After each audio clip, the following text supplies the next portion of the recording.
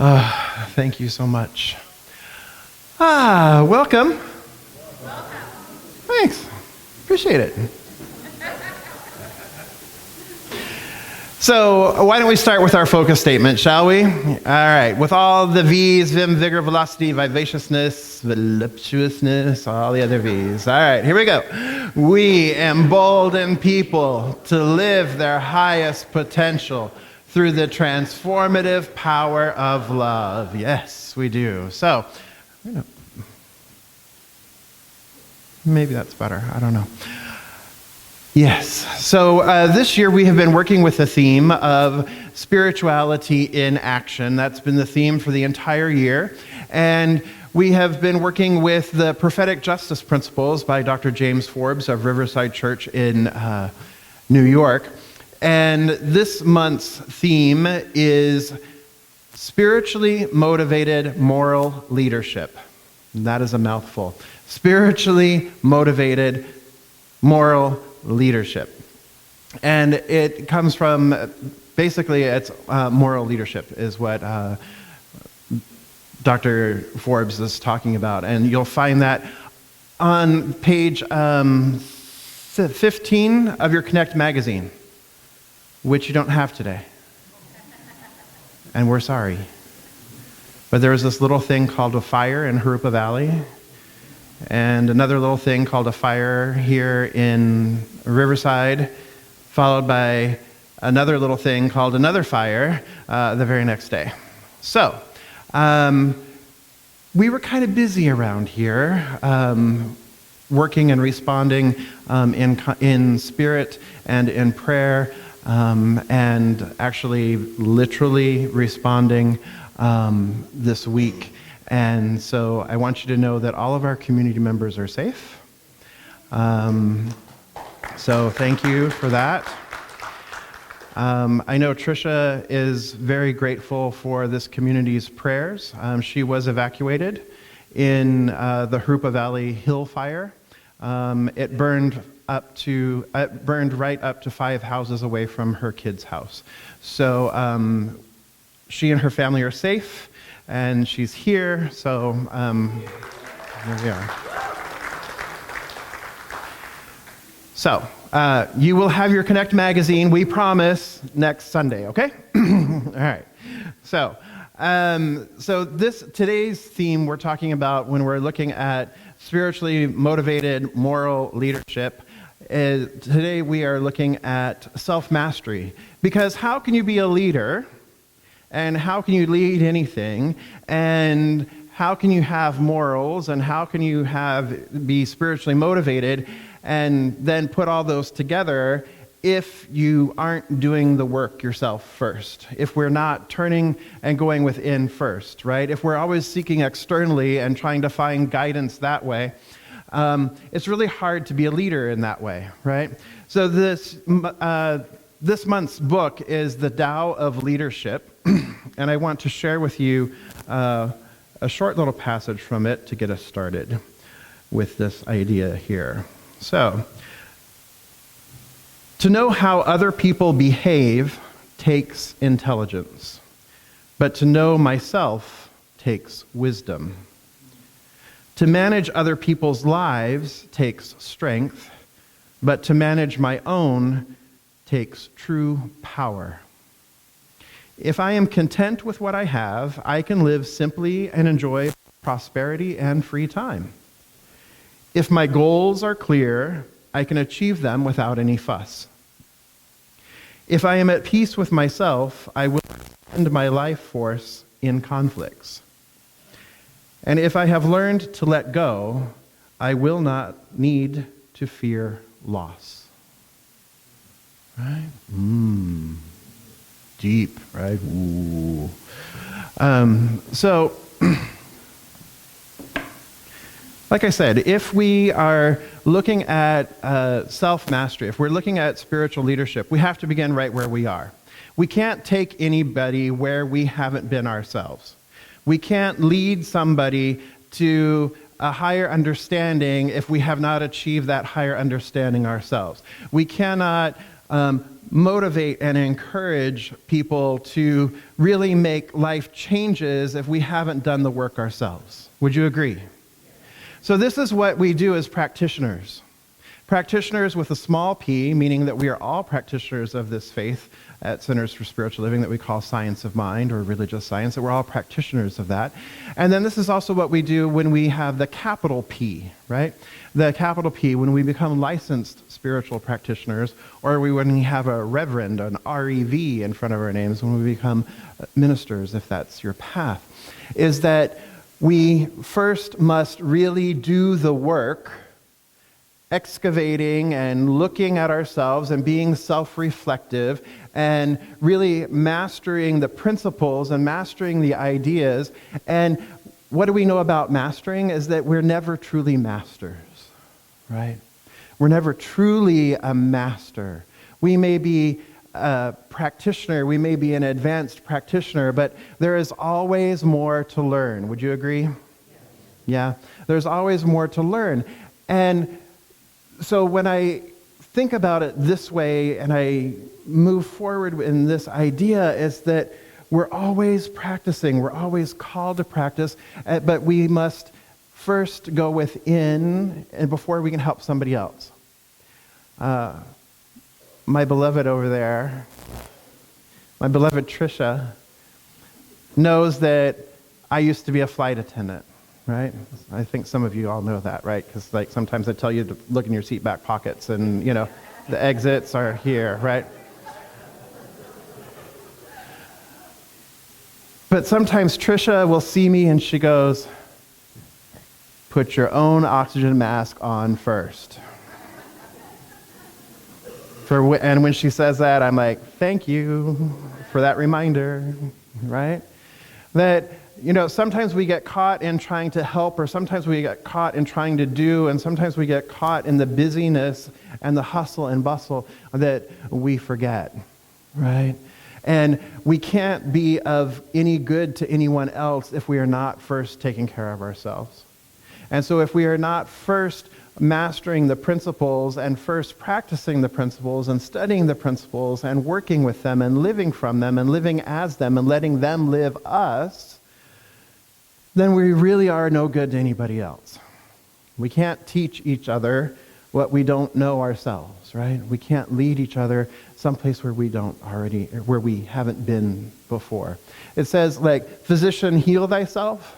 It's also practitioner, heal thyself, right? You know, right? What good is all this knowledge in your head? What good is the intelligence if you don't have the wisdom? Right? That they were just speaking about, that he was speaking about in the book. So that's where we have to start. So we start with practice, yes? So if we're starting with practice, then what are our spiritual practices here at Centers for Spiritual Living? Prayer being one of them, affirmative prayer. So we learn to pray, and we learn to pray affirmatively, and we do a series of affirmations, and we begin to change our thinking because we are changing our self-talk. And so we begin to change our thinking. We sit in meditation and we open out a way and we open up to being receptive to the divine, receptive to the love, receptive to the one, so that we're listening, a deep, deep listening for the internal guidance system or the GPS, the God positioning system, right, within ourselves, that we are listening, right, for that beautiful guidance as to what is the next step. And the more we practice in meditation and contemplation and visioning and study, the more we begin to ground ourselves, if you will, the more we begin to find that space and that place within us where we have that deep connection and that deep conscious union, that deep communion with and as the one. And when we are in that deep communion, when we are in that deep conscious union with the one, we experience what's called equanimity. We experience poise. We experience peace. And we, as my beloved Dr. Kathy says, we find our patch of God. upon which we can stand, and nothing can move us because we are firmly planted on that patch of God. I love that. And then when I was hearing patch of God, then I abbreviated it earlier as POG, P-O-G, and then I was thinking of POG and Hawaii, which is passion orange guava juice, and, squirrel, right? And in Hawaii, we also used to have these little discs called POGs, and what they were is when POG was reintroduced, when this juice was reintroduced, it was coming in a glass container with a little cardboard cap on it that kind of like old milk containers used to have, like the little cardboard cap. And then as kids, we would play with those like a jacks kind of game with these little round discs, right? But they're round, and they're about that small. So that's important. Okay, so just remember that, okay? That's not just like some really weird tangent.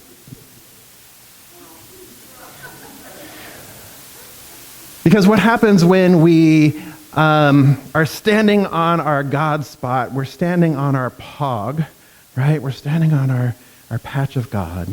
We're standing in equanimity, and we're simply being, right?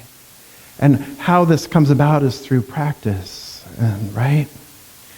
And then all of a sudden, something comes along and knocks us off of our God spot.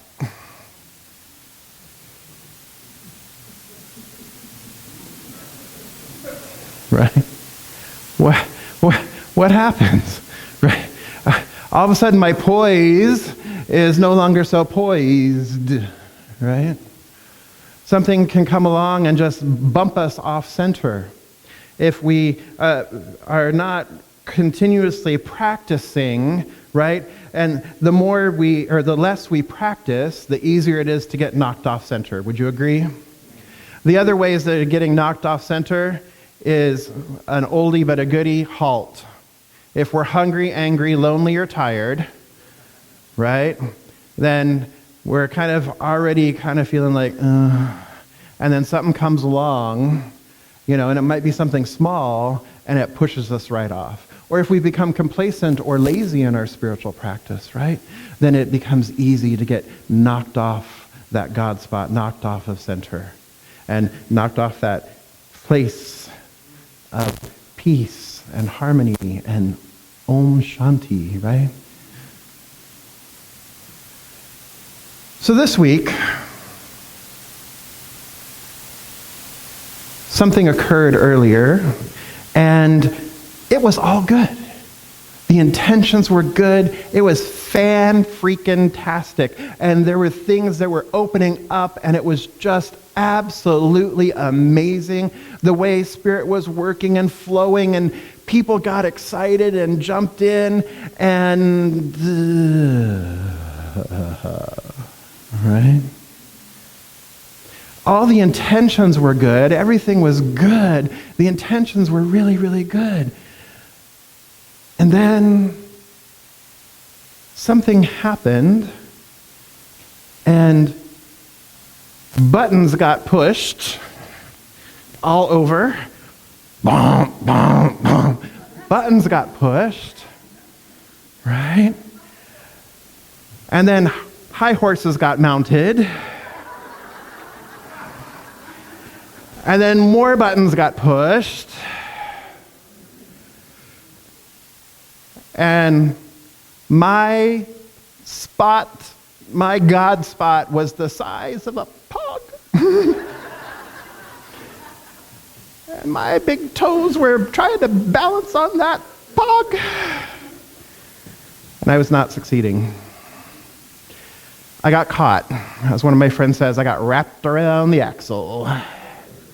I got hooked big time. And so if we are practicing and we are practicing for self-mastery, then what then happens in this kind of a situation is that, as another friend calls it, it's an AFGO, another fine growth opportunity, right?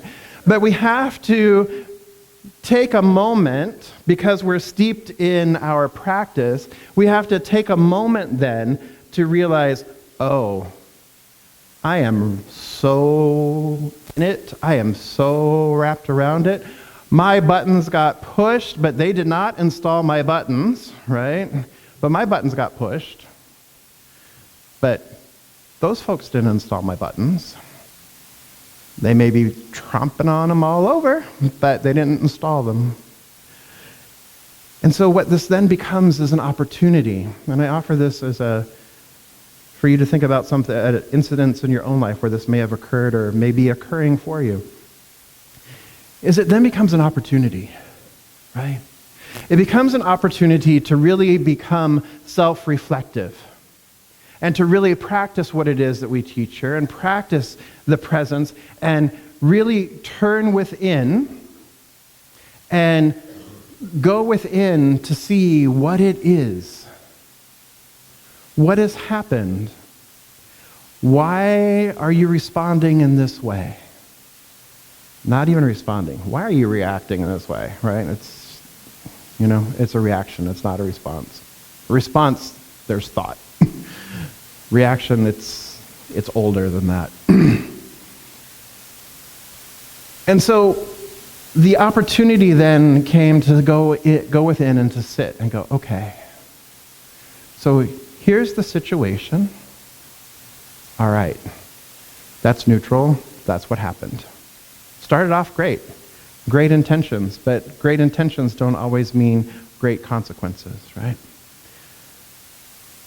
So, started off with great intentions.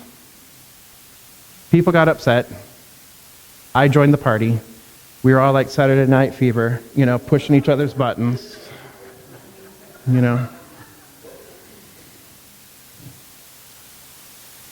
And then I have the opportunity to stop it. I have the opportunity to stop participating in it.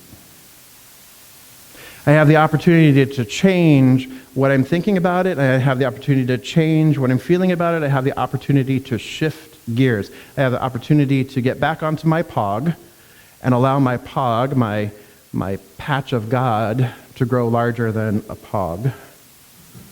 Right? And how do we do this? We do it by being curious. By looking, okay, here's the situation. So really, what's going on here? What's at work here? Why did I get wrapped around that axle? What hooked me into this? And what I realized for me in this particular situation, what I came to realize is that my father, my biological father, had a ring that he used to wear. And when I was not behaving to his liking, he would thump me on the head with the ring. It was a class ring, and it had a diamond chip in it, and pop, and right on the top of my head. And there was one particular time when he did this, and he said, "Jeffrey, engage your brain before you engage your mouth." Pop. Engage your brain before you engage your mouth. And I was like, That's where it was. Because what was mirroring me, what was reflecting what the belief was, what I got wrapped around the axle around, was one of the parties, in my opinion, engaged their mouth before they engaged their brain. In my opinion. And then I went into shame, anger, blame, frustration, general raw, right? And that had nothing to do with this beloved. It had everything to do with me. I'm the one that got triggered. And so there was that piece of it, right? That's what triggered. It wasn't the situation prior. It was just that piece of it that triggered me. It wasn't anything that had happened prior. It was just that piece that triggered me. And then I felt influences from my family of origin come in. I was like, now I'm mad. Now, my role as a child, or my role in the family, was to take responsibility or to smooth things over or to make things better, what have you. And now, I've got to fix this mess, right? Is where I went. In my head. It's like, I got to fix this. This is not okay. This is my role. I have to fix this. But I don't want to fix this because I'm so tired. 50-something years, I'm tired of fixing things, right? So then I went into somebody else in my family. I went into the martyr. Oh, wow. If you would just, then we could, and then, wow, right?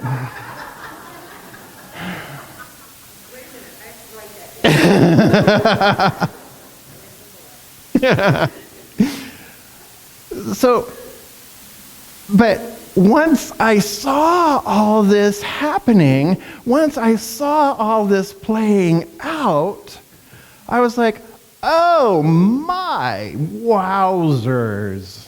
Okay, I need to take way many steps back from this situation and just look at it for what it really is.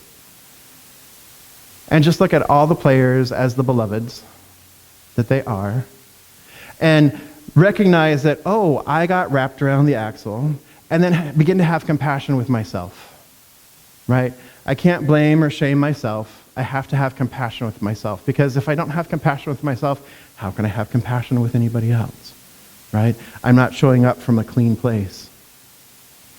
So begin to forgive myself and have compassion for myself, and then from that point, take responsibility. Take responsibility for my part in, the Saturday Night Fever disco tech, right? Take responsibility for my part in that. Apologize for my part in that. And then begin to make amends for my part in that. So that we can all then come together to then find a very easy and very graceful solution to what the original situation itself was. And so that's what I affirm happened, and that's what I affirm happens, right? So it's a matter of practicing, and I share this with you because I don't have it all figured out yet. Nobody in this room has it all figured out yet, right? But what I do know is that when we practice, we continue to master the craft, we continue to master our lives, we continue to master the situation, we continue to evolve and to grow and to develop. And that's what I love about, one of the things I love about our statement, we embolden people to live their highest potential through the transformative power of love. We are always growing, we are always emboldening, we are always moving forward. It is never a done deal. And how do we go about doing it? We go about doing it through the transformative power of love, of self-love, of self-worth, of self-care, of self-awareness, of self-mastery. And as we're working on doing that, then we become this place that is available to then lead from a very solid, loving, spiritual, moral place. Because we are taking the time to live and to live our highest potential. How does that feel? Yeah? So, what I invite you to do this day is to remember first who you are. Who are you? Love, the divine, God made manifest, right? Each one of us is the divine made manifest. Is that correct? Yes, right? So first we remember who we are. And as Jubel so beautifully sang, God is, right? That is the very essence of who we are. God is in everything we do, everything we say. God is, as we move, dance, work, play, breathe. God is. That's why I asked Jubel to sing that beautiful song, because it's so centering. It's like, boom, it's right here. And so we remember that, and we come from that place to remember to stand on our little God spot, or our big God spot, to stand on that place and move from that God is place. And then when we do encounter life on this realm, and we encounter some of the winds and some of the storms, then we can remember to be compassionate with ourselves. We can remember to go within, turn within, because whatever we're seeing out here is a reflection of in here.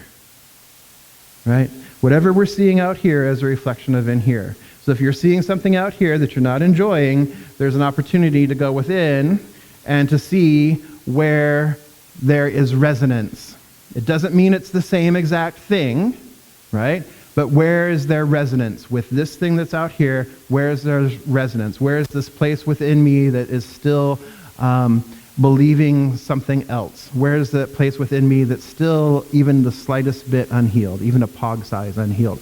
Where is that within me? And then begin to turn and do the work there. And when we turn and we do the work there, and we remember who we are, then we're able to do amazing things. Amazing things. Good? So are you going to do amazing things? You sure? I believe you, I think. No, I know you are, because you already are doing amazing things.